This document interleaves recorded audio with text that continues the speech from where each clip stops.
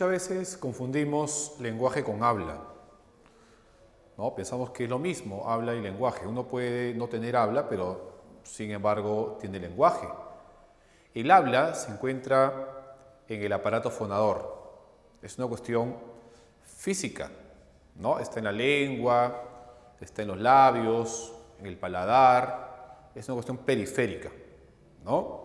Es decir, viene a ser la parte externa, la parte física, pero el proceso que nos permite a nosotros la comunicación y nos permite entender y usar estos símbolos, porque el lenguaje es símbolos, ¿no? Justamente está en el cerebro y no tanto ya en la parte periférica, en la parte del aparato fonador, sino se encuentra dentro del cerebro. Ustedes conocen esa área, que es el área justamente de Broca, ¿no? Pero no solamente hay un lenguaje de tipo oral, hablado, escuchado, sino también hay un lenguaje de tipo no verbal, claro, el de las manos. Recuerden ustedes el área de Exner, el área de la escritura, ¿no? Que es un lenguaje no verbal, porque cuando uno de repente habla un lenguaje fonético, un lenguaje así oral, acompaña pues obviamente con las manos al momento de expresar este lenguaje físico oral. Pero no solamente hay un lenguaje expresivo, sino también hablamos de un lenguaje comprensivo. ¿Se cuentan? Es decir, que yo tengo la capacidad de poder entender, de poder codificar estos símbolos, estas imágenes, estos signos que se presentan. Porque el lenguaje son signos, son símbolos que usamos de manera arbitraria porque este uso de estos símbolos no es natural, sino es arbitrario, y lo entendemos, lo comprendemos y lo usamos de una forma deliberada, de una forma intencional, de una forma consciente para poder comunicarnos. El lenguaje es una facultad superior exclusivamente humana. Es el uso de signos y símbolos con significado que lo usamos de manera arbitraria, de manera infinita, para poder comunicarnos, para poder expresar pues, nuestros sentimientos, nuestras opiniones, nuestros puntos de vista, actitudes también. Entonces, ¿cómo se define el lenguaje? Que es solamente humano, por eso es superior. Se hablan de procesos superiores porque son exclusivamente humanos, que solamente el humano lo tiene. En el caso del lenguaje y el pensamiento son superiores. Recuerda tú que el pensamiento y el lenguaje son dos procesos que están íntimamente relacionados, unidos. No puede haber pensamiento sin lenguaje, ni lenguaje sin pensamiento. No se sabe cuál es primero. Es como preguntarse el huevo o la gallina. Lo cierto es que están unidos. Uno no puede existir sin el otro.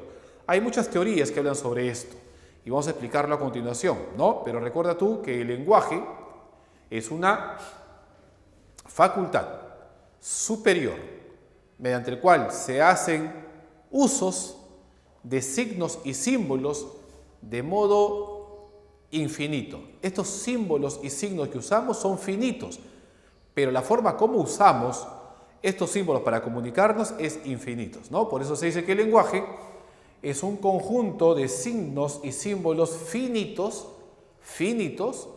que lo usamos de manera infinita. Y se entiende que el lenguaje son un conjunto de signos y símbolos con significado que lo usamos para poder comunicarnos. ¿Ok? ¿Ya? El lenguaje es un proceso psicológico, cognitivo. Recuerda, no confundas habla con lenguaje. Muchas veces se confunde habla con lenguaje. Tartamudea. Problema del lenguaje. No es un problema del habla. No es del cerebro, es del aparato fonador. ¿Ok? O de repente puede tener una dislexia, que eso es un problema ya de lenguaje, ¿no? Porque confunde, invierte el orden de las letras. Ahí se da lenguaje, porque la forma como comprende, cómo usa estos símbolos, ya es obviamente una cuestión mental del proceso. No es tanto ya de la parte física, ¿no? Si yo confundo y escribo mal, no es este problema de que confundo la P con la Q, por ejemplo, no está en mis manos, el problema está en mi entendimiento, en mi proceso cognitivo. Eso sí, la dislexia sí sería un problema de lenguaje, pero la tartamudez es un problema del habla. Su hijo habla mal, entonces el terapeuta del lenguaje. No, si va a arreglarme la parte de la lengua, la parte de la respiración, es un terapeuta del habla, no del lenguaje. Hay que diferenciar habla del lenguaje, ¿ya? El lenguaje es un proceso psicológico. El habla es una cuestión mecánica, física, que se encuentra en el aparato fonador, que es diferente, ¿ya? Muy bien. El lenguaje, bien es cierto, lo usamos para comunicarnos, pues obviamente hay dos tipos de funciones que cumple el lenguaje. Según Carl Bühler, hay una función primaria y según Roman Jakobson, hay una función secundaria del lenguaje. Aquí estamos hablando de las funciones porque el lenguaje sirve para muchas cosas. Usamos el lenguaje para un sinfín de actividades. Y el lenguaje que usamos nos puede regular también nuestras emociones, sentimientos. Hay una función regulatoria del lenguaje, ¿no? Que yo uso el lenguaje por cálmate, César, tranquilo, no reacciones. Hay una función regulatoria del lenguaje. Hay una función comunicativa, ¿no? Etcétera. Bien, según Carl Bühler, el lenguaje cumple las siguientes funciones. Función primaria del lenguaje. Función comunicativa. ¿Ok? Sirve para expresar, para dar a conocer, para dar a entender nuestros sentimientos, nuestras emociones. Pero también el lenguaje lo usamos para describir, para dar a conocer cosas del mundo, teorías, eventos, sucesos, las noticias que aparecen. Yo, oye, ¿sabes qué? Por ejemplo, yo ahorita no estoy expresando mis sentimientos ni mis emociones. Estoy utilizando la función primaria del lenguaje, que es la función referencial o descriptiva, porque yo te estoy describiendo sucesos, te estoy dando a conocer, ¿no? Hechos, definiciones, conceptos. Estoy usando la función referencial o descriptiva del lenguaje. Si yo te expresase, por ejemplo, mis sentimientos, mis emociones, cómo yo me siento, si estoy contento, alegre, triste, frustrado, sería la función expresiva o comunicativa, pero estoy expresándote conceptos, teorías, de un modo impersonal, de un modo frío. Eso se llama función referencial o descriptiva. Todas las proposiciones que uno usa son funciones referenciales o descriptivas. Y cuando uno expresa sentimientos, emociones, es la función expresiva o comunicativa, pero también utilizamos la función apelativa para influenciar sobre los demás. ¡Alto! Nadie pasa, prohibido pasar. Orden de disparar, deténgase ahí.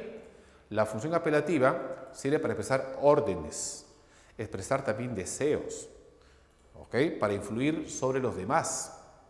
Apelativa. Ojalá regrese, ojalá vuelva pronto, ¿no? Función apelativa. Te amo, te odio. Función expresiva, comunicativa. Hoy es martes, el jueves, ¿no? Juega Perú con Paraguay, ¿no? Así, ¿no? Ya, muy bien. Esa es su función comunicativa. Y según Roman Jakobson, la función secundaria del lenguaje son, por ejemplo, la función fática.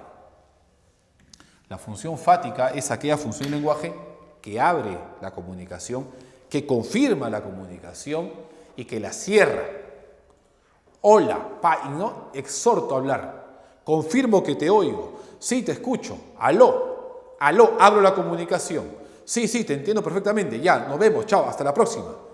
Abro, confirmo y cierro la comunicación, ¿no? Función fática. La función poética. La función poética es la que adorna el lenguaje. Los refranes, los aforismos, ¿no? Es justamente la función poética, de que más fría que la nieve galatea, más dura que, ¿no? que el hielo creo a mis penas, algo así, ¿no?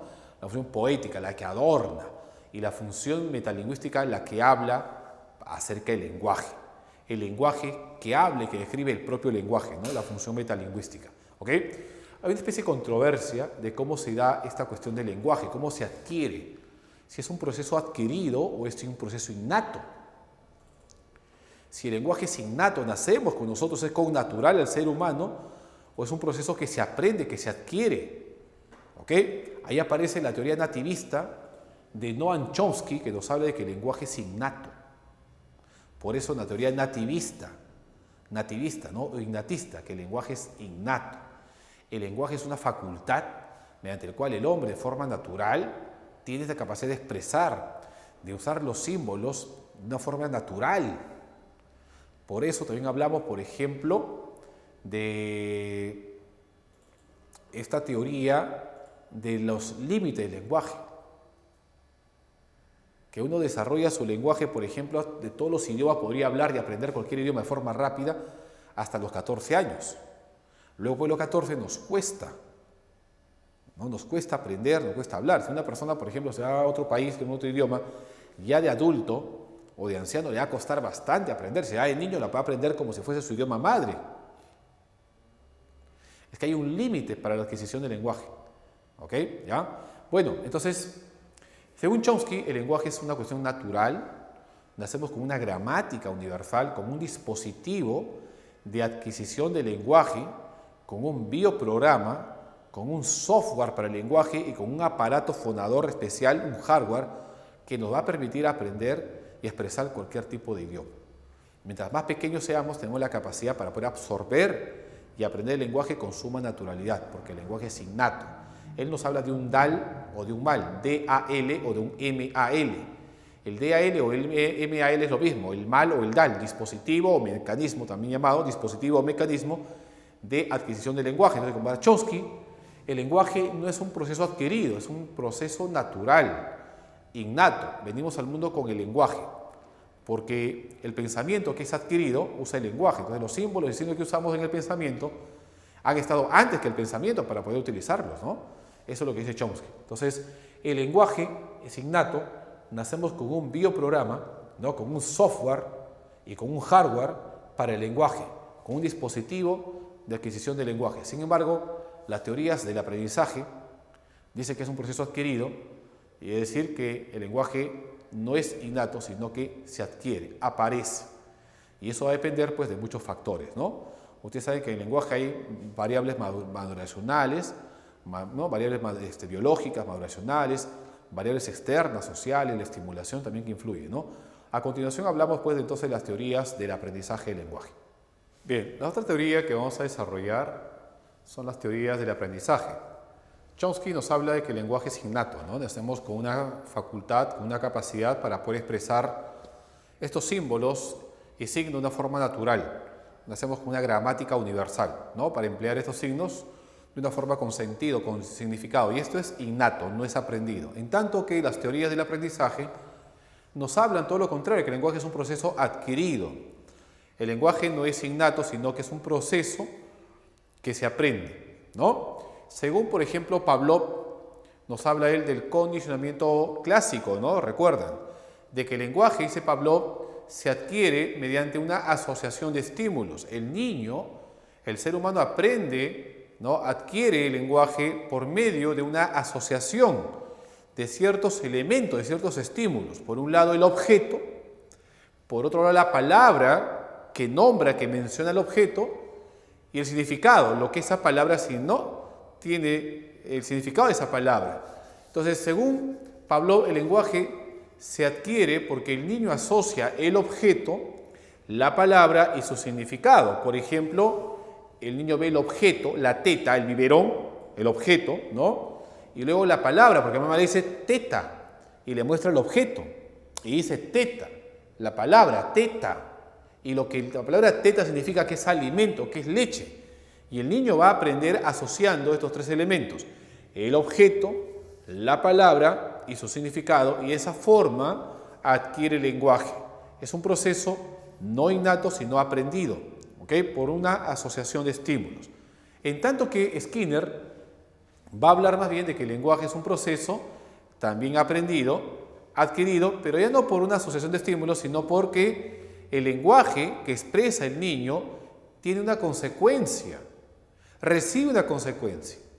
Es decir, el lenguaje puede ser reforzado, ¿no? El niño, por ejemplo, dice mamá, y la mamá dijo mamá, se alegra, lo carga, lo besa, le hace mimos, lo engríe, y el niño pues comienza a decir con mayor frecuencia la palabra mamá, ¿no? Y de esa manera el lenguaje se adquiere, se instaura en el vocabulario del niño. ¿Por qué? Porque tuvo una consecuencia agradable, porque fue reforzado.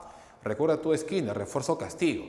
Pero si de repente el niño pues habla así, no sé, a media lengua, no hay de repente una motivación por tratar de hablar, entonces de repente por ahí es censurado, es ignorado, en otras palabras castigado, y el lenguaje no se estimula, ¿no? En ese caso el lenguaje puede tomar distintas direcciones también. Si de repente habla mal y se le priva de un refuerzo, entonces lo castigan, su lenguaje gira hacia otro lado. o de repente una palabrita así, ¿no?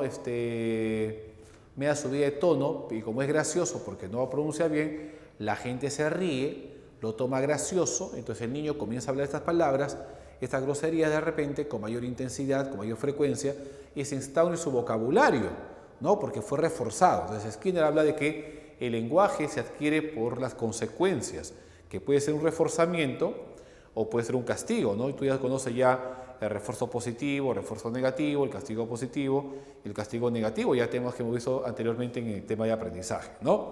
Y también ahí aparece pues la figura de Albert Bandura, dice que el lenguaje va a depender de obviamente la imitación, ¿no? Se da por una imitación, es decir, de acuerdo a lo que el niño observa, a lo que el niño imita, copia de un modelo. Si de repente en la casa todos hablan pues, de una forma correcta, de una forma clara, como deben ser las palabras, el niño adquiere un lenguaje claro, un lenguaje también pronunciado de una adecuada manera. Pero si de repente pues, en la casa hablan groserías o en la casa de repente hablan a media lengua, hablan con jergas, eso también se adquiere por imitación. ¿Por qué un niño habla groserías? No porque esté en su vocabulario o sea una capacidad que se le ocurrió, sino que escuchó, vio a alguien, a un hermano mayor, al papá o al vecino, que hablaba eso y por imitación lo hizo. Se adquirió, se instauró en su vocabulario por una cuestión de imitación. Por eso vicario, por eso social, porque se da justamente en el ambiente a partir de la imitación de alguien, de un modelo. Esa es Bandura, ¿no? Y luego pues aparece Vygotsky, que nos habla justamente de que el lenguaje es un proceso también adquirido, pero de acuerdo a la estimulación que recibe, es muy importante el ambiente en el cual crece el niño, se desenvuelve para poder instaurarse el lenguaje. Si al niño se le estimula, se le lee cuentos, se le hace refranes, se le estimula la acción, a la actividad, al lenguaje a que exprese, entonces el lenguaje aparece de una forma mucho más temprana y de forma mucho más clara, ¿no? Dependiendo de las personas con que tú te rodeas, eso va a influenciar en tu lenguaje. Como te decía anteriormente en el caso de Bandura, ¿no? Si de repente uno habla mal o no le estimulan o le estimulan el lenguaje negativamente, ese lenguaje pues obviamente aparece de una forma distorsionada. Es decir, para Vygotsky el ambiente, la sociedad, la cultura en la cual nos desenvolvemos y la estimulación que recibimos es muy importante para el lenguaje. Si te estimulan, aparece más temprano. Si no te estimulan, el lenguaje se retrocede, ¿no? Como que todavía no avanza a una velocidad adecuada, porque de repente puede estar caminando y saltando por ahí, pero el lenguaje no se ha presentado. Y Piaget va a hablar también de un constructivismo, igual que Vygotsky, pero ya no un constructivismo social, de la estimulación, de la influencia cultural, social, sino más bien una cuestión biológica, maduracional, porque para Piaget el lenguaje está supeditada al pensamiento. El lenguaje para Piaget es vehículo del pensamiento. No es un proceso igual o superior, como decía Chomsky, sino que para Piaget el lenguaje es una especie de vehículo mediante el cual expresamos nuestros pensamientos. Primero se adquiere la capacidad de representar el mundo para luego poder, ¿no?, comunicarlo a través del lenguaje. Eso es lo que dice, pues, que obviamente Piaget, por eso habla de un constructivismo endógeno. El lenguaje va a depender de la maduración, de la facultad biológica, ¿no?, de haber alcanzado cierto nivel, grado de maduración cognitiva, mental, para que luego aparezca el lenguaje y expresemos esa vida mental, esa facultad cognitiva a través de los símbolos y signos que es justamente el lenguaje, ¿no? Bien, en el proceso del desarrollo del lenguaje vamos a encontrar que hay dos etapas, ¿no? Conforme el lenguaje se vaya desarrollando, haciendo más complejo, vamos a encontrar dos etapas dentro de este proceso. Una etapa preverbal y una etapa verbal. La etapa preverbal, o también llamada prelingüística, ¿no?, se da el nacimiento hasta el primer año de vida. Encontramos la primera fase, la primera etapa, que es el llanto. Vemos que el llanto es un llanto primero como reflejo, ¿no?, porque las conductas con las cuales nacemos y nos permiten adaptarnos, sobrevivir pues, a este ambiente, son los reflejos. Y una forma de reflejo es el llanto. Por eso hablamos de un llanto indiferenciado. Es decir, que llora simplemente por llorar como un reflejo, que es una forma de lenguaje, es una forma de comunicación. Pero luego, a partir del mes, el niño va a aprender a utilizar este llanto para poder comunicar algunas experiencias, ¿no?, que está de repente sintiendo, atravesando. Por ejemplo, va a llorar de una manera determinada cuando algo le duela, de otra forma cuando tenga sueño, de otra manera cuando de repente se ha orinado o cuando quiere ser cargado, etcétera, ¿no? Y la mamá justamente este lenguaje, esta forma de llorar lo entiende.